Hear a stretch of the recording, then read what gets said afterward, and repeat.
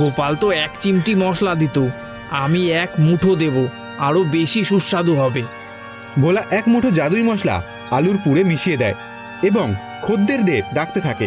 আরে আসুন দাদা, আজকে খাবেন আপনারা আসল জাদুর পরোটা, ওই গোপালের থেকে 10 গুণ ভালো পরোটা।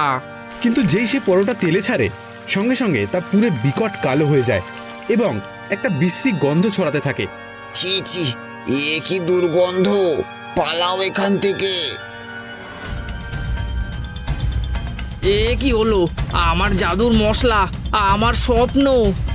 ঠিক তখনই আকাশ থেকে বজ্রপাতের মতো সাধু বাবার কণ্ঠস্বর শোনা যায়।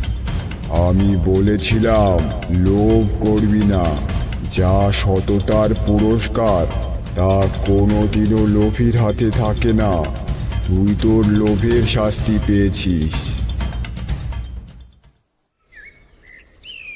পরের দিন সকালে গোপাল দোকানে গিয়ে দেখে তার মশলার কৌটো নেই। সে খুব দুঃখ পেল, কিন্তু ভগবানের উপর তার বিশ্বাস হারালো না। সে তার পুরনো সাধারণ মশলা দিয়েই পরোটা বানাতে শুরু করলো। লক্ষ্মী